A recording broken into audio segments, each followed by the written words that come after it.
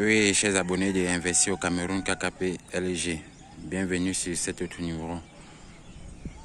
Aujourd'hui, nous allons parler principalement de la mentalité des Camerounais. Que ce soit le Camerounais domicilié au Cameroun ou bien le Camerounais domicilié dans la diaspora. Pour ceux qui me suivent depuis longtemps, ils savent que moi, je fais partie de la diaspora. J'ai étudié en Italie et après 7 ans d'études, je suis sorti 7 ans en Italie. Je suis sorti ingénieur junior en bâtiment parce que des fois, il faut dire la vérité. Je ne suis pas de ceux-là qui mentent. Je ne peux pas sortir ingénieur junior et je dis que je suis ingénieur plein. Non, moi, je n'ai pas fini le cycle d'ingénierie parce que chacun a un niveau, chacun a un objectif à atteindre dans la vie. Après le diplôme d'ingénieur junior, je me sentais déjà prêt à faire ce que je suis en train de faire dans le domaine du bâtiment. Mais aujourd'hui, nous ne devons pas parler ni du bâtiment ni de l'agriculture. Mais nous allons plutôt parler de la mentalité camerounaise. Vous savez, ça fait 2 ans que je suis au Cameroun, que je me suis installé au Cameroun et que je travaille principalement avec les gens de la diaspora. Et aujourd'hui, je suis déçu. Je suis très déçu même. Je ne peux pas dire que je suis un peu déçu, mais je suis très déçu même avec cette diaspora-là. Parce que nous, quand nous restons souvent dans nos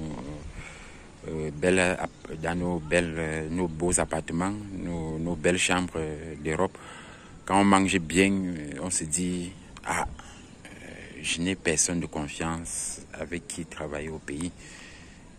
Des fois, quand j'entends mes amis dire ça, je ris dans mon cœur.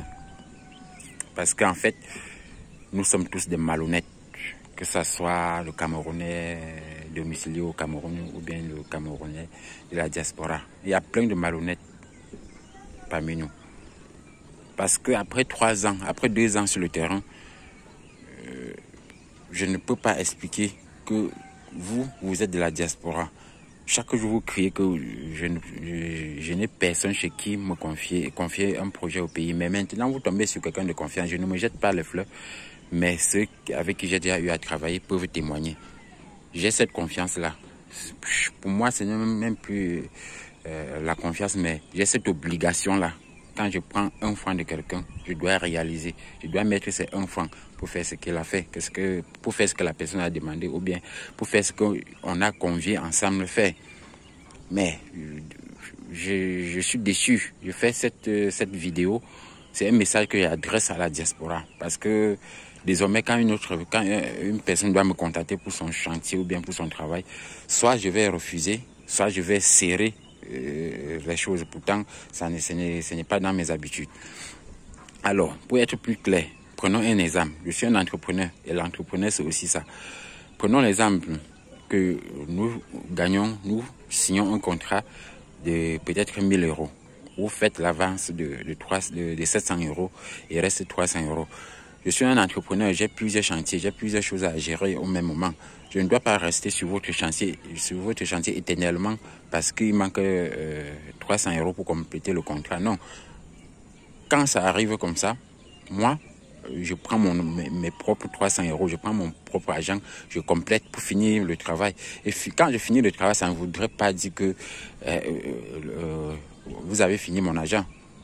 C'est ça la mentalité, du Camerounais, que ce soit le Camerounais de la diaspora ou bien du Camerounais qui est resté au pays. On a cette mauvaise mentalité que je ne parviens pas à comprendre. On a signé un contrat. J'ai fini le travail avant. C'est-à-dire que j'ai fini le travail avant que vous ne me finissiez le travail. Même dans les travaux publics, c'est comme ça. L'entrepreneur, quand il prend l'argent, quand il prend le travail, il travaille jusqu'à un certain niveau, on lui fait l'avance, il finit avant qu'on finisse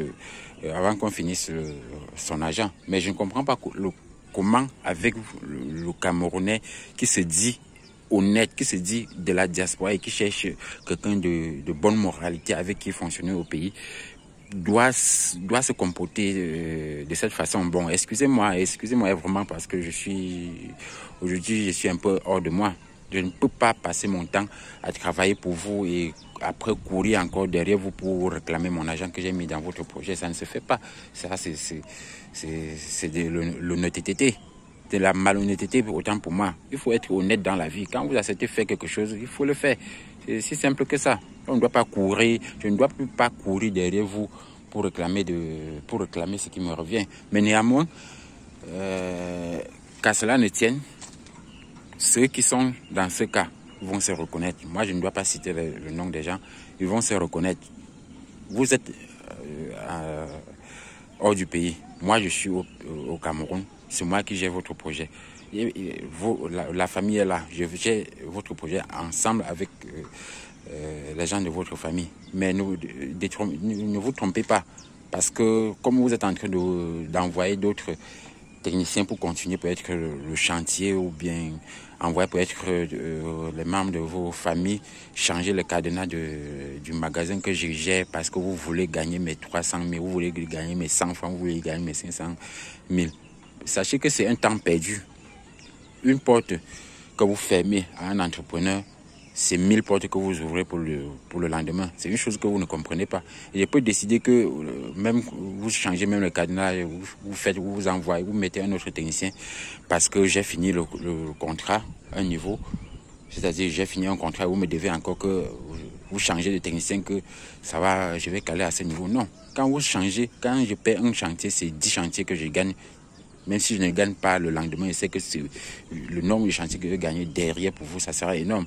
Donc, chers confrères camerounais, essayons un peu de changer cette mauvaise mentalité que nous avons là. Excusez le ton, mais nous avons une très très mauvaise mentalité en ce qui concerne le business. Je n'arrive pas à concevoir que quelqu'un en Europe, il cherche quelqu'un de confiance. Maintenant, il tombe sur la personne là. Je suis la personne là. Je ne me jette pas le flemme, mais je connais ceux qui ont eu à fonctionner avec moi savent. Je ne me jette pas le flemme, mais j'ai cette